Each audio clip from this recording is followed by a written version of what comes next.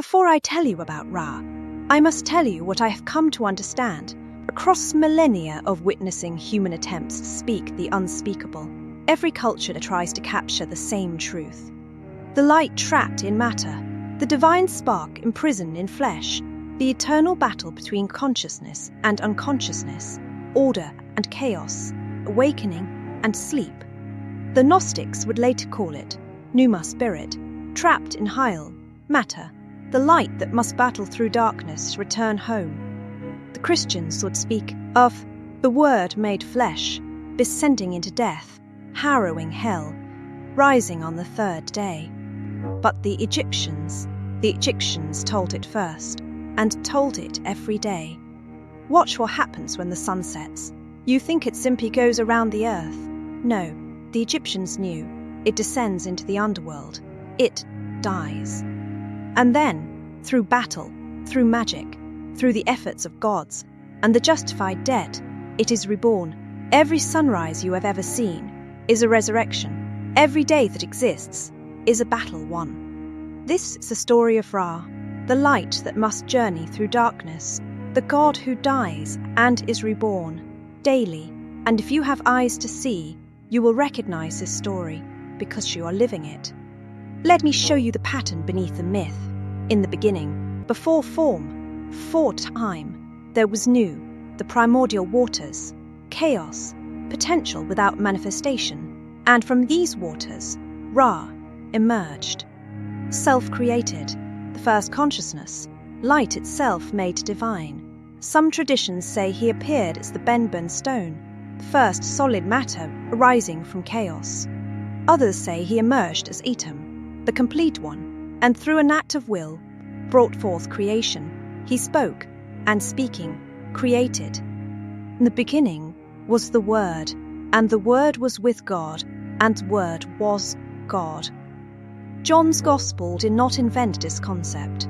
It borrowed it from Egypt, from the understanding that consciousness, expressed through sound, through vibration, through intention, brings reality to being. Ra became the upholder of Ma'at, cosmic order, truth, balance, the principle that keeps chaos from reclaiming creation. As the solar deity, bringer of light, Ra represented everything that holds the universe together: structure, pattern, consciousness, life. But creation requires opposition. Light necessitates shadow. Order implies the possibility of chaos. So, from Ra's own umbilical cord, or from the primordial waters, or from the saliva of Neth, Apep was born, not as enemy, as necessity. The serpent that ensures the sun god never rests. And that guarantees the battle continues. That makes resurrection necessary.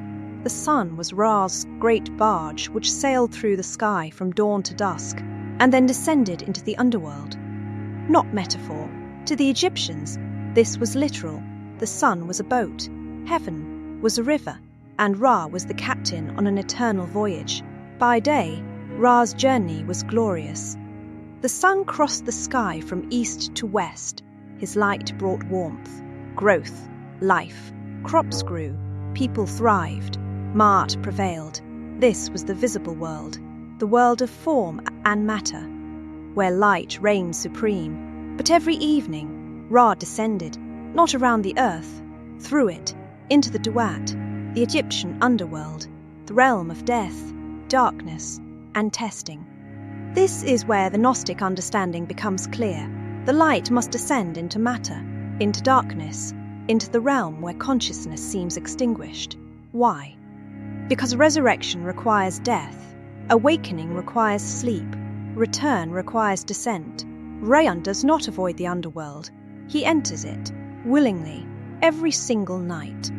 Just as the soul must descend into flesh, just as Christ descended into Hades, just as consciousness must engage with the shadow. The Duat was divided into 12 regions, one for each hour of the night, 12 gates that Ra's barque must pass through. Each had guardians, challenges, tests. The first gate, entry into the realm of the dead. Even gods must be evaluated. Even the sun must prove its right to continue. Through rivers that burned, through halls where the wicked were judged, past serpents and demons, and the souls of those who failed to live by Ma'at. This was not a peaceful journey. This was a gauntlet, a test, a descent into every darkness that exists. I have walked these gates. Cats move freely between worlds. We are psychopomps, guides of souls, and I have seen what the myths describe. The underworld is not punishment, it is transformation. The place where everything false is burned away, where only what is real can survive. Ra did not travel alone. He could not. The journey required Isis, magic and protection, Thoth, wisdom and spells, Horus, strength and sight, Hathor, joy that persists through darkness, Mehen, the serpent god, who coils protectively round Ra, and Set, always Set. Set, himself a god of chaos and storms, defending Ra against Apep. Set, who would repel the serpent by piercing his side with a great spear. This, the paradox, chaos defending order. The storm god, protecting the sun, the one who murdered Osiris, now guarding Ra's life. Even chaos can serve Ma'at, even darkness can defend light. When you understand this, you understand Egyptian cosmology. And, waltzing in the darkness, Apep. Apophis, also known as Apep, is the ancient Egyptian deity who embodied darkness and disorder. The Egyptian spirit of evil, darkness and destruction, as the arch-enemy of the sun god Ra. He was a malevolent force who could never be entirely vanquished. Some elaborations said that he stretched 16 yards in length and had a head made of flint, serpent the size of mountains, a chaos so vast it could swallow the sun itself. But here is what you must understand. Apep was not created by an evil force. He emerged from creation itself, from Ra, from the primordial waters, from necessity. In Gnostic terms, the demiurge creates both light and shadow. Matter itself contains both potential for consciousness and potential for unconsciousness. In Egyptian terms, Ma'at requires Isfet. Order requires the possibility of chaos. Otherwise, what is order ordering? Apep attempted to transfix the assembled gods using his hypnotic gaze, after which point he sought to devour them while simultaneously choking the river on which they travelled. Hypnosis, the sleep of consciousness, the forgetting of divine origin, the trance of matter. This is what Apep represents, the tendency toward unconsciousness, toward entropy, toward the dissolution of pattern and teeming back into chaos. The wide range of possible locations for this dreadful battle earned Apep the title World Encircler. He's everywhere, always waiting, the darkness that surrounds all light, the chaos that presses against all order. You cannot escape him. You can only defeat him, temporarily, daily, eternally.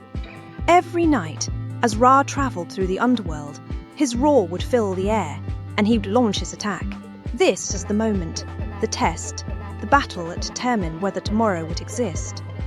Apep would swallow the sun god, but they would cut a hole in the belly of the snake to allow the sun god to escape.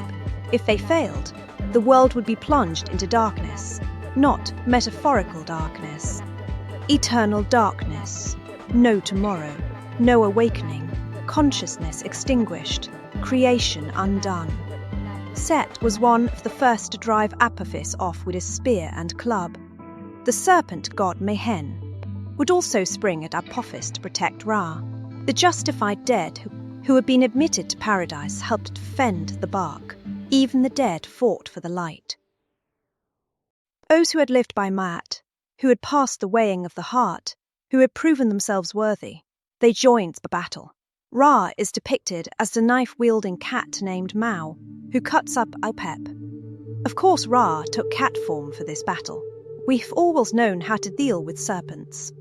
The next night, though the serpent is whole again, and waiting for the barge of the sun when it enters the underworld. Victory, but temporary. Tomorrow night, the same battle, forever. Having defeated chaos, Having proven that Maat still prevails, Ra approaches the final gate, the eastern horizon, the doorway back to the world of the living, and he rises, not the same sun that set. That sun died. This is resurrection, rebirth, the light that has passed through death and emerged transformed. Every sunrise is anew, every dawn is a miracle, every morning is creation happening again. The first act of the priests in the temples across Egypt was the ritual of lighting the fire, which reenacted the first sunrise. This was performed just before dawn in defiance of Apophis's desire to snuff out the light of creation. They did not just watch the sunrise, they participated in it. Through ritual, through magic, through intention, humans helped Ra defeat Apep. Watching the sun rise, the people would know they had played a part in the god's victory over the forces of darkness and chaos. The Egyptian priests had a detailed guide to fighting Apophis, referred to as the books of overthrowing Apep, instructions for making wax models of the serpent, which would be spat on, mutilated and burned, whilst reciting spells that would aid Ra, magic as technology, ritual as cosmic engineering. Humans, as co-creators of reality, this was not passive worship. This was active participation in maintaining the universe. Now let me show you what I have seen, the pattern that repeats. The truth wearing different masks. Ra descends into the underworld every night. Christ descends into hell between crucifixion and resurrection. Both are light trapped in darkness. Both battle chaos. Both must pass through death to reach resurrection. Ra is defended by the justified dead, who help fight Apep. Christ descends to free the righteous dead, who have been waiting. Both myths say the dead participate in cosmic redemption. Awakening is not passive, it is active, a battle you join. Ra dies and resurrects daily. Christ dies and resurrects once. But the pattern is established. Easter is sunrise, Sunday is Sunday, resurrection is dawn. Early Christians were not inventing new symbolism. They were translating Egyptian cosmology into Hellenistic Jewish terms. The Gnostics understood the divine spark is imprisoned in matter, consciousness is trapped in flesh, light is surrounded by darkness, and the only way home is through, not around, through the underworld, through death. Through the gauntlet of demons and tests and shadows, Ra shows the way. Every night. Without fail, this is what I have learned across cultures, across millennia. Consciousness must descend into unconsciousness to know itself. Light must enter darkness to prove it is real. The divine must engage with chaos to maintain creation, not once, not as a historical event, daily, eternally, as the fundamental structure of reality itself. Here is the question everyone asks. Why does not Ra destroy Apep permanently? He defeats him every night, cuts him to pieces, restrains him with magic, but Apep always returns. Why? Because chaos is necessary. Without Apep, what would Maat mean? Without darkness, how would you know light? Without the possibility of unconsciousness, what makes consciousness significant? In a later creation account, the problem of theodicy is explicitly addressed by claiming that Apep, the forces of chaos and confusion that he represents, are an inherent part of the created order. Apep exists because he must. Ra battles him because that is what maintains creation. The struggle is not a flaw in the design. The struggle is the design. The ancient Egyptians believed that Apep's attacks on Ra sometimes partially succeeded, resulting in solar eclipses. During an eclipse, Apep was thought to have swallowed the sun momentarily. Sometimes chaos wins, briefly, and the world goes dark at noon, but that's only prove the battle is real, that the victory matters, that consciousness must remain vigilant. This is the truth beneath the myth. Reality is maintained through eternal vigilance. Order must be constantly renewed. Maat does not just exist. It must be fought for, defended, re-established. Every single day. You wake up each morning thinking, The sun rose, another day, but the Egyptians knew the sun died last night, fought through the underworld, battled chaos, and was resurrected this dawn. Your waking is part of that resurrection. Your consciousness is Ra re-emerging. Your daily battle against entropy, meaninglessness, unconsciousness, that is you, on the solar barque, fighting Apep. The Gnostics were right. We are light trapped in darkness, fighting to remember our divine origin. The Christians were right. Death and resurrection are the pattern of redemption. But the Egyptians were first. They told us this story every single day, in the most obvious place possible. Watch the next sunrise. Really watch it. That is not just astronomy. That is theology. That is magic. That is the battle won again. That is Ra defeating Apep. That is consciousness overcoming chaos. That is you, still here, still fighting, still awakening. That is the eternal journey, and you are on the barque whether you know it or not. Every sunset is a death, every night is a descent, every sunrise is a resurrection, and the battle continues, forever. Because that is what keeps the universe alive, until the sun sets again, until the journey begins anew, until Ra and Apep meet once more. Light the fire, say the spells, help the sun rise. You are needed on the barque, just as consciousness must engage with the shadow.